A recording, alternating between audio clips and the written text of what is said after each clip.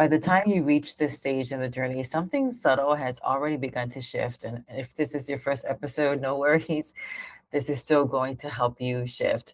You're no longer fighting resistance the way you once did. And if you're finding yourself fighting resistance, I'm going to help you through that today. You're not stuck in indecision loops if you've been following us, and you're not waiting for motivation to appear before you move. Movement has started to feel more natural. But now we arrive at something deeper, something that determines whether momentum stabilizes or quietly dissolves again. Language. Not just what you say out loud, what you say internally, what you repeat when no one is listening, what your nervous system hears over and over again. Because language does more than describe your life. Language stabilizes identity, and identity, that's what determines your behavior. Hi, if you're new to me, my name is Raquel, and I'm your GPS for success. Let's get started.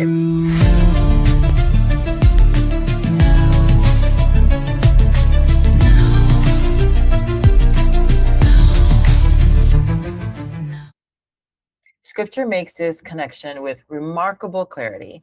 As a man thinks in his heart, so is he. Proverbs 23:7. That verse is often treated like poetry, right? But neurologically, it's instruction. Your brain is not only shaped by what you experience, it is shaped by what you repeatedly declare, internally and externally. Every repeated phrase becomes input. Every repeated phrase becomes rehearsal. Every repeated phrase becomes instruction, not metaphorically. Neuroscience shows us that the brain is constantly updating prediction models based on repeated language. The brain listens to your words as signals about reality, not future possibility, present identity. When language repeats long enough, the brain begins to organize behavior around it. If the language is unstable, your identity remains unstable. If the language is settled, identity begins to consolidate. Now, this is going to work for your betterment or your detriment. This is why language matters more than motivation, because motivation, it fluctuates. But language, that's what's stabilizing everything. You can feel inspired one day and discouraged the next. But the phrases you repeat consistently, it will determine which version of you survives the fluctuation. And this is why careless language will cost you more than people realize. Not because words are magical, because words are instructional. Your nervous system treats repeated language like navigation coordinates. It's going to ask, is this who we are? Is this what we expect? Is this how we move now? Now, every 10 seconds, your brain is checking in with the voice of the mind, right? The voice of your mindset every 10 seconds. And that is what it's asking. And once those questions are answered consistently, identity starts to lock in. And this is why scripture repeatedly emphasizes speaking, not just believing. Proverbs 18:21, death and life are in the power of the tongue. That verse is not mystical exaggeration. It's neurological accuracy. Words carry direction, not because sound waves have power on their own, but because repeated language trains attention, regulates emotion, and directs behavior. And behavior is what's going to shape your outcome. This is also where many people unintentionally sabotage acceleration. They move correctly, right? They act consistently. They begin to build momentum, but their language remains outdated. They still say things like, I'm trying to be consistent. I'm working on changing. I hope this works. I'll see how it goes. Does this sound like you or somebody that you know?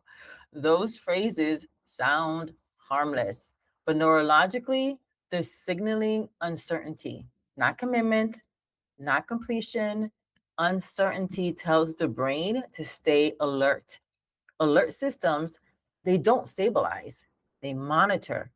And then when you're monitoring all the time, what is it doing? It's draining your energy. It's actually stretching time as well. And this is why language must evolve as identity evolves. If your language lags behind your movement, Your nervous system remains partially unsettled, not because you're lacking discipline, because your internal instruction has not caught up with your reality. This is where speaking from completion begins. You're not pretending, you're not fantasizing, you're not exaggerating, you're actually stabilizing. Speaking from completion means describing yourself from the position of decision, not the position of hesitation. It means aligning your language with settled direction, not emotional fluctuation. Scripture models this pattern again and again. God did not wait for outcomes to appear before speaking. He spoke identity before manifestation. Let there be light. He didn't say, I hope the light shows up.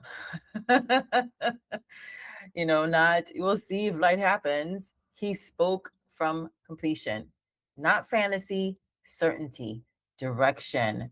And once direction was spoken, action followed. This pattern repeats throughout scripture. Abraham was called the father of many nations before he held the evidence, not after, before.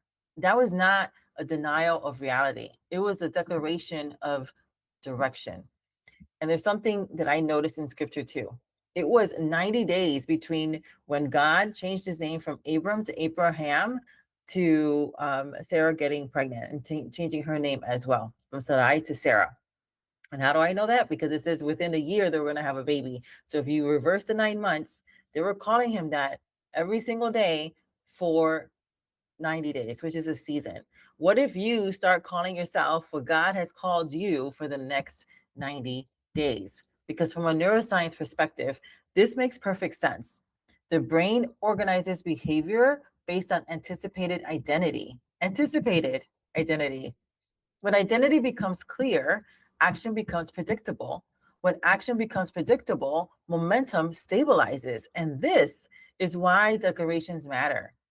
Not affirmations spoken casually, declarations spoken from alignment. There is a difference. Affirmations often attempt to convince, declarations establish. Affirmations might sound something like, I'm trying to believe this, but declarations sound like, this is who I am right now. That difference may seem subtle, but neurologically, it changes everything because the brain does not reorganize around wishes. It reorganizes around decisions, and language is how decisions stay alive. This is also where emotional regulation intersects with language. When emotions fluctuate, as they always will, language becomes the stabilizing force, not hype, not pressure, anchor. Words spoken from completion act like stabilizers within and inside the nervous system. They reduce internal negotiation, they quiet rumination, they reinforce direction.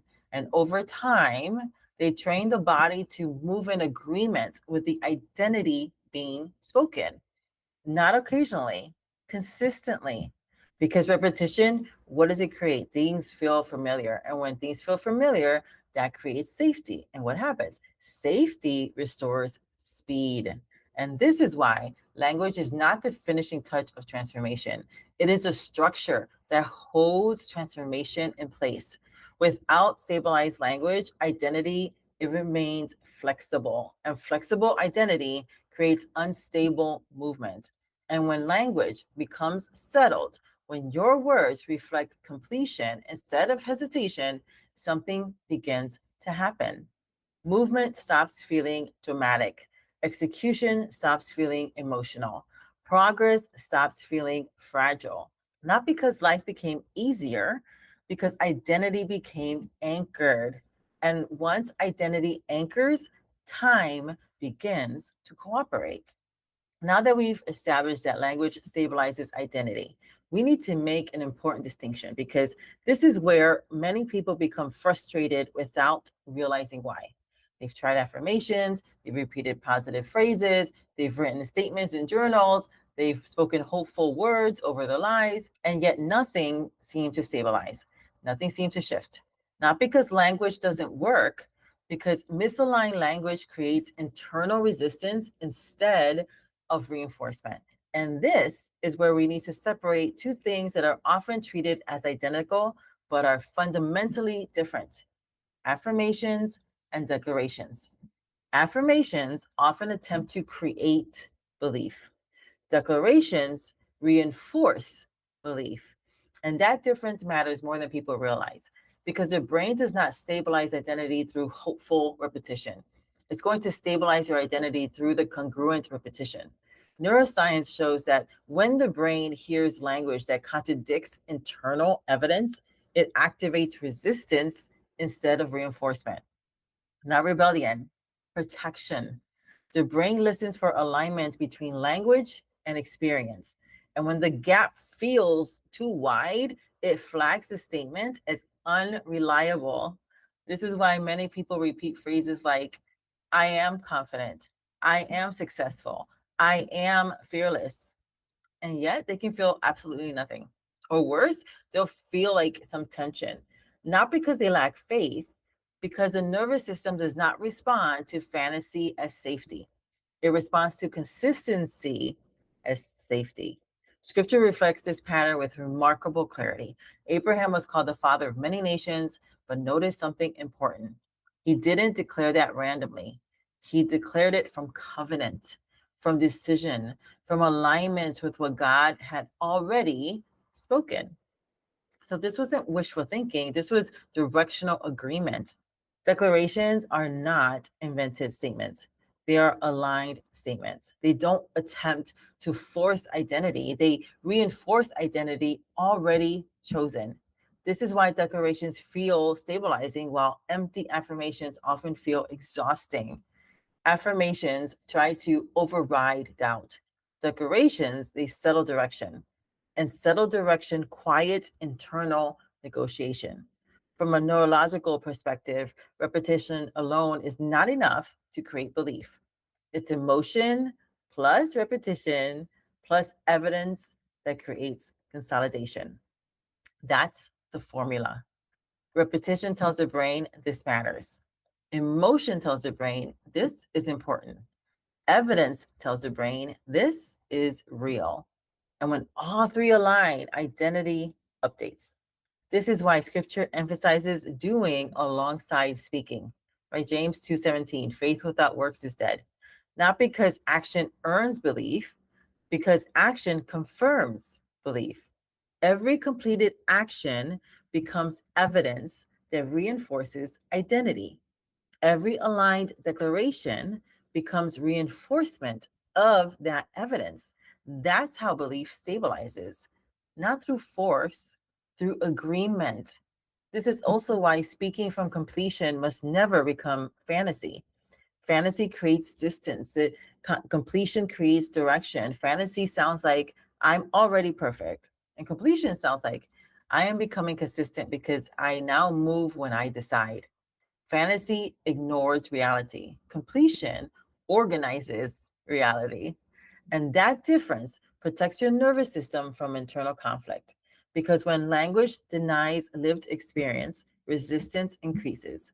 But when language interprets lived experiences, it stabilizes. That stability increases. This is why emotional regulation intersects again. Many people use affirmations as emotional escape. They speak words hoping to feel different immediately. But declarations are not emotional shortcuts, they are identity anchors. You don't speak declarations to change your mood, you speak declarations to reinforce your direction. Mood follows direction, not the other way around. This is why declarations should feel grounded and not dramatic, steady, not exaggerated, clear, not inflated. Scripture models this restraint repeatedly. When David faced Goliath, he didn't deny the presence of the giant. He didn't pretend the threat didn't exist. He declared alignment. The battle is the Lord's, not this is no giant, not I feel fearless. He acknowledged reality and then declared position. That is speaking from completion, not fantasy. Alignment. This is also why declarations work best when they are tied to decisions that have already been made. not hopes, decisions. When you decide something fully, language, it's going to shift naturally, not forcefully, naturally. Instead of saying, I hope I become consistent, you begin saying, I move daily because I have decided to. Instead of something like, I'm trying to trust God, you begin saying, I trust God and I move accordingly. Notice the shift from attempt to position, from possibility to identity. And this is where language becomes neurological instruction, not encouragement, instruction. Every time a declaration is spoken, the brain updates its prediction model. This is who we are. This is what we do. This is how we move now. And when those instructions repeat consistently, behavior becomes easier to sustain. Not because motivation increased, because friction decreased. This is also why declarations must be spoken consistently, not occasionally. Occasional language does not stabilize identity. Repeated language does. Scripture again reflects this rhythm. Let the weak say, I'm strong, from Joel 3, verse 10. That verse is often misunderstood. It does not instruct denial of weakness, it instructs declaration of direction. Not, I feel strong, but I stand in strength. Position before feeling, direction before emotion, identity before evidence. And over time, evidence catches up. That's how alignment happens, not by speaking louder, not by speaking more dramatically, by speaking consistently from the end, without fantasy, without exaggeration, and without emotional pressure. Because when declarations are aligned, repeated, and reinforced through action, something powerful happens. Your identity stabilizes. And once identity stabilizes, movement becomes predictable, not forced, not fragile, predictable. That predictability is what compresses time. That predictability is what protects momentum. And that predictability is what allows alignment to deepen without constant effort, without emotional spikes, and without internal debate. Now, I see you on the other side of this very short break. Thank you for watching Prospera TV Network. We hope you're enjoying the show. We'll be right back after this commercial break. Prospera TV provides a platform for independent voices, professionals, and thought leaders to share their insights, experiences, and perspectives. The views and opinions expressed by hosts and guests are their own and do not necessarily reflect the views of Prospera TV Network, Show Your Crown Enterprises, or its affiliates. Content shared within this program is intended for informational, educational, and inspirational purposes. While some hosts and guests may be professionals or subject matter experts, the information presented is general in nature and should not replace personalized advice from qualified professionals regarding your individual circumstances. By viewing this program, you acknowledge that any decisions or actions taken based on the content are your own. Welcome back. Now that we've separated declarations from empty affirmations, we step into the part that makes this real. Because understanding without application never stabilizes identity. It inspires briefly, yes, but it doesn't transform. Transformation happens when language becomes instruction, not motivation, because your brain is always listening, not just to your environment, to you. Every word you repeat becomes input into what neuroscience calls your predictive system. It's the part of your brain responsible for anticipating outcomes and directing attention. You may know this system by another name, the reticular activating system, the RAS. Now, this is a filter that determines what you notice, also what you ignore, and what your brain begins organizing toward. It's why you suddenly see the same car everywhere after deciding that you want one. Not because the car just started to appear, but because your attention was instructed to recognize it. Language works the same way. When you repeat certain phrases, your brain treats those phrases like search instructions. It begins scanning your environment for confirmation, not occasionally, continuously. This is why declarations are not about sounding spiritual. They're about direction, and they're about directing your attention. When you speak from completion, your words become neurological instructions telling your brain, this is what we're moving toward. This is what we expect. This is what matters right now. And your brain responds accordingly. It is your helper. Scripture reflects this beautifully in Joshua 1:8, which is one of my favorite verses. It's one of the anchoring verses for Breakthrough Radio. This book of the law shall not depart from your mouth, but you shall meditate on it day and night, that you may observe to do according to all that is written in it. For then you shall make your way prosperous, and then you shall have good success. But notice the order, right? Mouth first, then meditation, then action, not the other way around. Language leads attention. Attention shapes behavior. Behavior produces outcomes.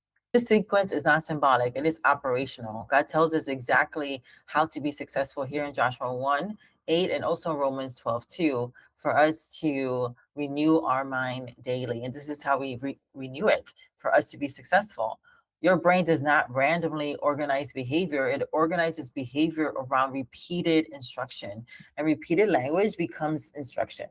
This is also why idle language slows progress, not because casual words are sinful, although some of them are not to your benefit, because casual words create scattered instructions. If one day you're saying, I'm disciplined, and the next day you say, I'm terrible at consistency, your brain is going to receive conflicting signals. Conflicting signals increase hesitation. Hesitation stretches time, and stretched time feels like delay, even when progress is possible.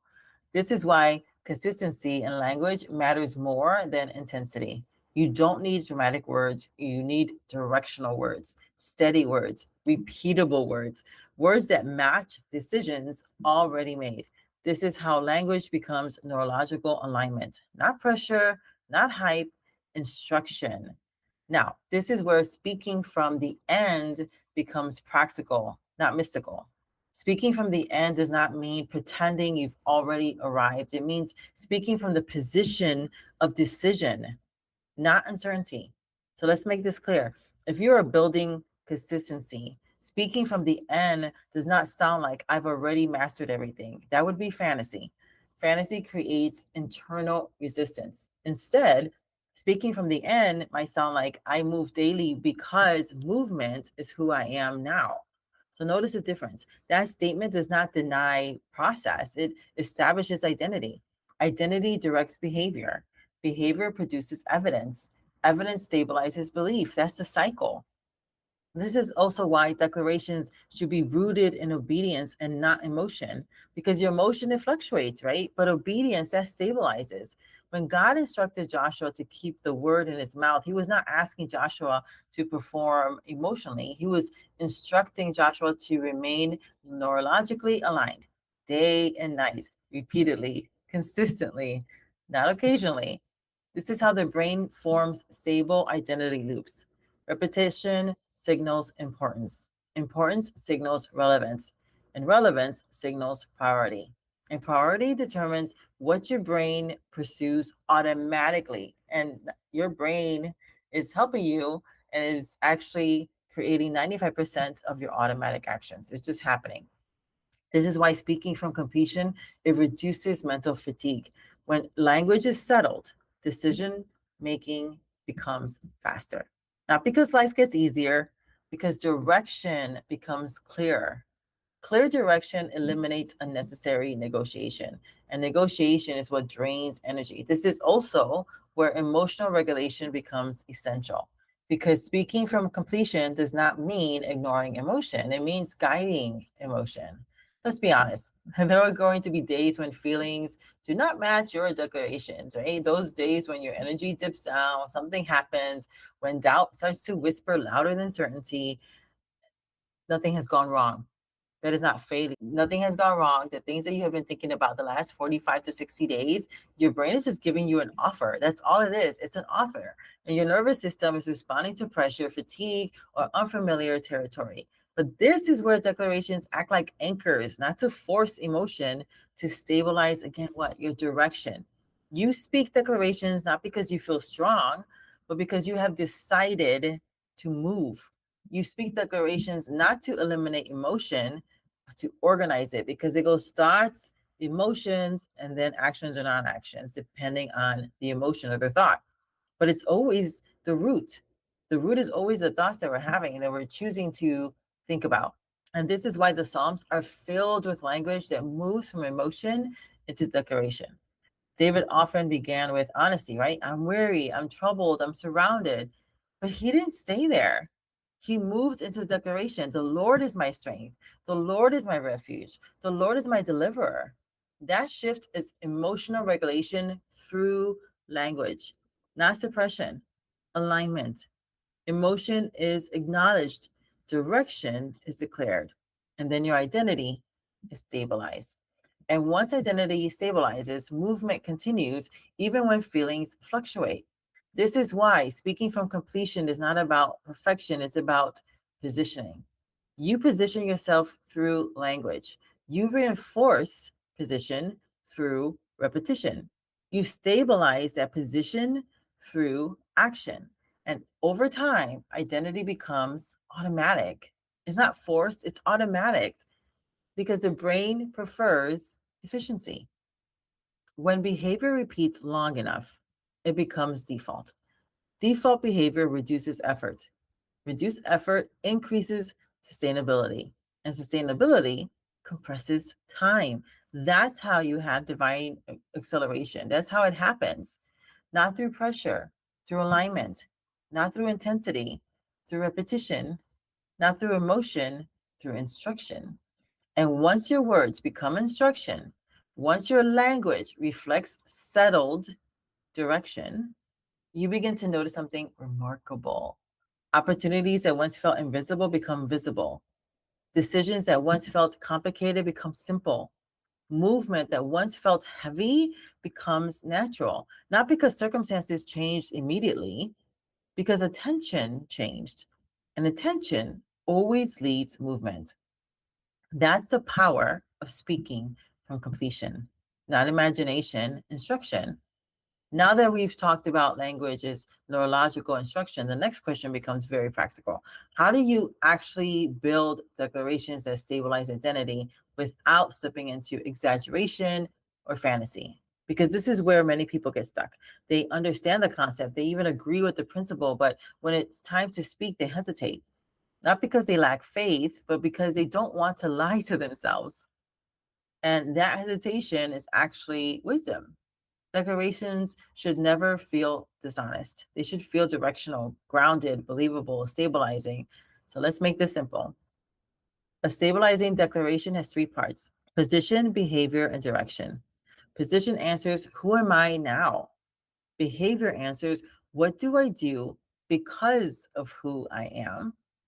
Direction answers, where am I consistently moving? When all three are present, declarations stop feeling like wishes. They start functioning like instructions. So let's look at how that works. Instead of saying, I'm trying to be disciplined, you might say, I'm a person who moves daily and I follow through on what I decide. That's position. That's behavior.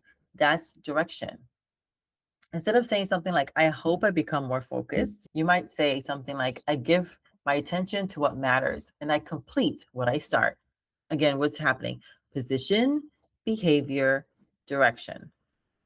These are not inflated statements, they are directional ones. They leave room for growth, but remove room for hesitation. And this is why repetition matters more than perfection. You don't need the perfect declaration, you need the consistent one. Spoken daily, spoken calmly, spoken with clarity and not pressure. Because every repetition strengthens neural pathways. Every repetition reduces internal friction. Every repetition teaches your nervous system this is who we are now, not someday, now. Scripture again models this beautifully in Psalm 107, verse 2. Let the redeemed of the Lord say so. Not think so, not hope so, say so. because speaking stabilizes what believing begins. This is why declarations, they should be spoken in rhythms, not random movements. Morning anchors identity. Midday reinforces direction. Evening confirms evidence. That rhythm trains the brain to expect consistency. And expectation builds confidence, not emotional hype, no logical certainty. So here's a simple daily rhythm that anyone can begin immediately. So in the morning, you speak your position, who you are now, not who you hope to become, who you have decided to be, right? And then at midday, you can reinforce the behavior. What are you doing today because of who you are, right? Not something abstract, something practical. And then in the evening, confirm the evidence. Where did your actions reflect your declaration? Even small moments count, especially the small moments, because small evidence builds strong belief. And that's how identity loops are formed, not through dramatic change, through consistent reinforcement. This is also where many people discover the real challenge isn't speaking the words, it's living them. Not because they don't want to, but because life interrupts, right? Schedules, they get full, energy drops, distractions appear. And suddenly, the distance between intention and execution feels wider than expected. And that's where structure becomes essential, not pressure, structure, because structure removes decision fatigue. And decision fatigue is one of the greatest enemies of consistency, right? We see this when people are like, when you're trying to get healthier, like eat the same thing, meal prep. Why? Because now you're removing that decision fatigue if you prep ahead of time. We see this in other spaces as well because it works. You don't fall off track because you're weak. You fall off track because your brain gets tired of deciding. And that's why systems stabilize when motivation cannot.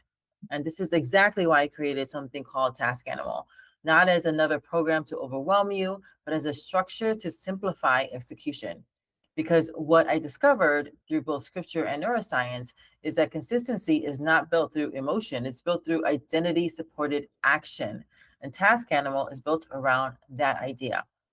It helps you move daily, not through guilt, not through pressure, but through anchored identity and nervous system regulation. Because when your nervous system is regulated, action becomes easier, not effortless, but sustainable. And Task Animal focuses on small, repeatable movement, not massive bursts of effort, not dramatic overhauls, daily movement that matches identity. And that's how momentum builds. That's how alignment deepens. That's how time compresses, not through force, through rhythm. And this connects directly to what we've been discussing today. Declarations stabilize identity, movement reinforces identity, structure sustains identity. That's the loop. And once that loop becomes predictable, something shifts internally. Execution stops feeling emotional, completion stops feeling rare, and follow through stops feeling like a struggle. Because identity and behavior are no longer arguing, they're cooperating. This is why alignment deepens over time, not through intensity, but through repetition. And the more your words match your movement matches your declaration, the less friction you will feel. Not because challenges disappear, but because direction becomes settled. And when direction settles, your nervous system stops negotiating, it starts executing. And that's what it means to speak from completion, not pretending or fantasizing or forcing a belief. Stabilizing your identity through language, reinforcing identity through action, sustaining identity through structure. Because when language, action, and structure, when they align, momentum becomes natural, not fragile, natural. And that's where real acceleration begins. Not rushed, not chaotic, aligned. And once alignment deepens, you don't just speak differently, you move differently, you decide differently, you finish differently. Because identity has stabilized and your words, they're no longer hopeful. They are instructional. They are directional. They are complete. And so this is where I'm going to leave you with this episode. And if you want to watch all the episodes, you can watch them on Roku under the Prospera TV network. You can also go to taskanimal.net, and all the episodes are listed there for your ease of reference. And if this is where I leave you today, may God's riches and best be yours. Bye for now. Breakthrough.